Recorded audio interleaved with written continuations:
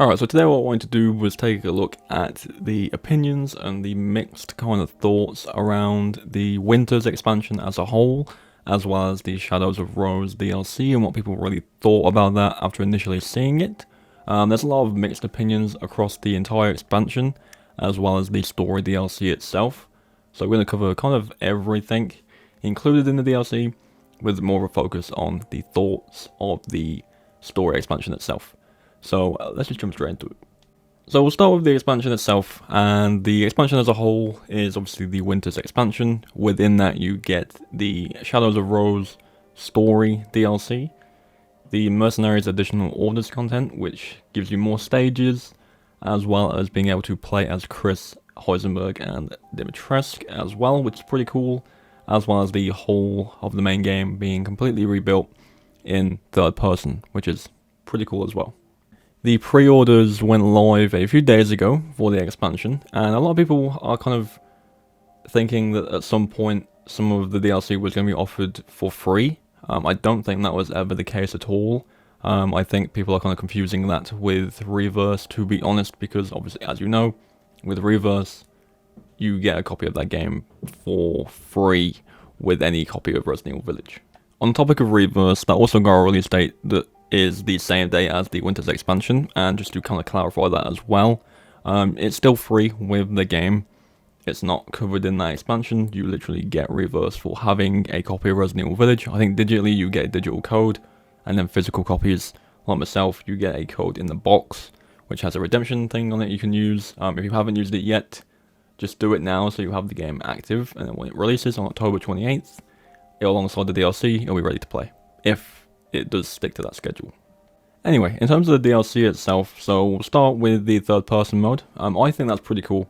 I think for a long time, basically since Resident Evil 7, first person perspective has thrown a lot of people off. There's not a huge amount of people who dislike first person, but at the same time, I remember when 7 came out and Village came out, that because of motion sickness and stuff like that, it threw people off playing those games because they're not a fan of first-person modes, and having the option to now play the full game in first or third is just more accessible for everyone, and in a sense it'll make the game feel a bit different as well. So I'll definitely be playing through it again and doing like all the different runs again in third person, and hopefully, like I said, it gives more people the chance to play the game, which is definitely a positive.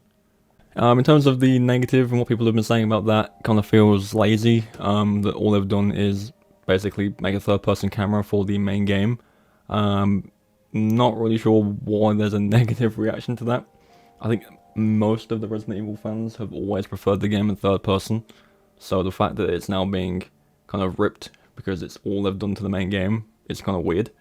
And also people have been saying, why don't you just do the same for 7 now? 7's been out for a long time.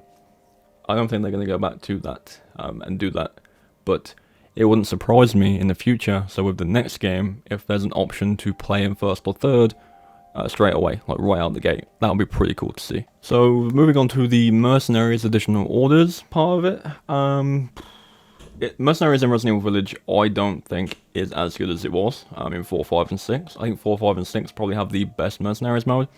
Not saying that Villages is bad by any means, it is quite fun. Unfortunately, to get like the S ranks and the achievements for the game, there is a particular way to kind of do it, which is kind of annoying, but other than that, I don't think it's that bad. I think adding the extra characters is a good move for it, new stages as well, especially Heisenberg and Dimitrescu, because they add a whole new layer to Mercenaries where you're playing as one of the bioweapons for once, and that itself is just really fun. I know we've had Wesker playable in the past in Mercenaries, but it's Dimitrescu and Heisenberg. They have powers. They have unique things they can do. For example, obviously Heisenberg can do lightning attacks, and Dimitrescu can summon her daughters to help her fight in the stages as well. So I'm all for that. Again, most of the complaints are that people just didn't like Mercenaries mode in Village, and adding more to it is a waste of time. But I know people that like it. I enjoy it for what it is. I know it's completely different from what it was before, but it's still quite fun, and I have no issue with it, to be honest. Okay, so let's talk about the DLC, like the actual DLC, the story DLC. So, Shadows of Rose is the next kind of continuation of the Winters storyline in Resident Evil Village.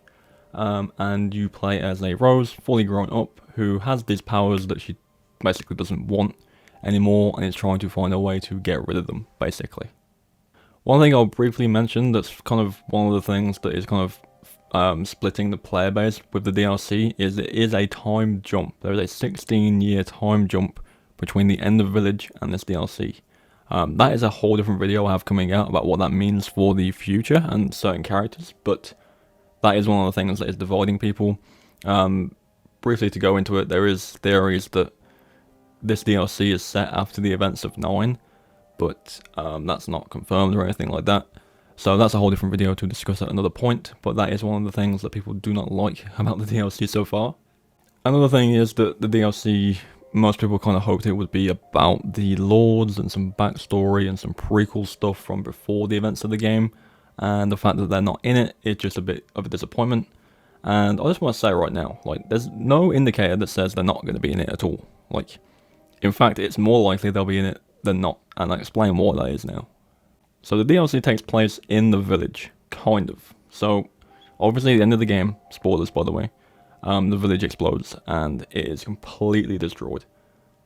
The thing is, where you are in the DLC, it is the village. And basically how that works is it is briefly explained in the story of the game, and you see it throughout 7 and you see it throughout 8, that the Mega Marcy like keeps everything it basically touches on record, meaning that places and people that have been kind of affected by it are kind of there in its own kind of mind space. For example, in Resident Evil 7, there's a scene where Ethan is talking to Jack in his house, and it's actually Jack, and he's basically saying, you know, that Evelyn did this to him and his family, and that he needs to stop her, basically.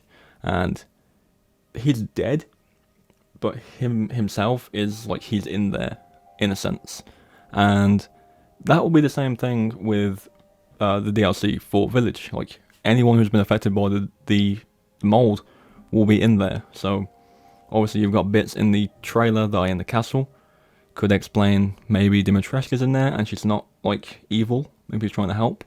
Same with the daughters, same with Heisenberg, Moreau, they could all turn up. The Duke is there. That's a whole different thing, because he's not, you don't see him die. So maybe that's a whole different thing. There's this other person in the trailer, I think they go by the name Michael. We don't know who that is yet, but he's probably trapped in there too. And there is potential, and this is again for a future video, that Ethan is actually in there as well, because obviously he quote unquote dies, but again, because he's part molded, he's on file in the Mega Marcy as well. So there's potential for that. I think at the moment, there's not a lot to go off of in terms of what the DLC is actually going to be about and what actually happens. So assuming that those characters aren't going to be there, while it's possible, just don't kind of take it for an absolute guarantee until you've actually played it or seen more of it. I think that's always the best thing to do, especially with story DLC. Like, don't jump to conclusions, don't assume that this is the thing when it might not even be the case. So just something to keep in mind. But one thing I'll say about the DLC as a whole is I didn't expect it either. Like, I really didn't. I thought the DLC would be more, like I said, prequel stuff. I think that would be more likely that they would have done that. Maybe Chris as well. And I was kind of hoping for a Chris DLC, to be honest. But I always kind of said there's a potential for Rose DLC. But it was unlikely. But I guess now, like I said, it is a thing. So don't just assume things. But I would have more preferred more of her story to be covered in the next game. I still think she'll be quite important in Resident Evil 9, but maybe could have waited until that game to do so. But I'm more than happy with the DLC and the idea behind it. It's still connected to Village quite heavily. The Duke is involved in some way. I'm sure we'll see other characters from the game appear as well, so that's pretty cool. And I'm looking forward to it. I'm not going to judge it just yet. It does have some pretty high standards to meet. Not even just because of Village alone, but because of other DLC that has been released for previous games being really, really good. For example, the Not Hero DLC for 7 is really, really good. End of Zoe, really, really good. And then some older expansions like Desperate Escapes and Lost in Nightmare for Resident Evil 5. Also, really, really good story DLCs. But that's basically going to cover it all. Like I said, there's mixed opinions about the DLC as a whole at the moment. But let me know what you think. Let me know if you're looking forward to all of it, if you kind of prefer things to have gone a different way. Have you pre-ordered it yet? Are you going to pick it up? I've already pre-ordered it, so day one I'll be there covering all of it. and streaming it, playing it, doing everything. So I'm looking forward to it, as well as Reverse as well. Hopefully that does come out on the same day, because it'll be interesting to see what that's like when it fully releases. But yeah, that's going to do it. Thank you all for watching, and I'll catch you all next time.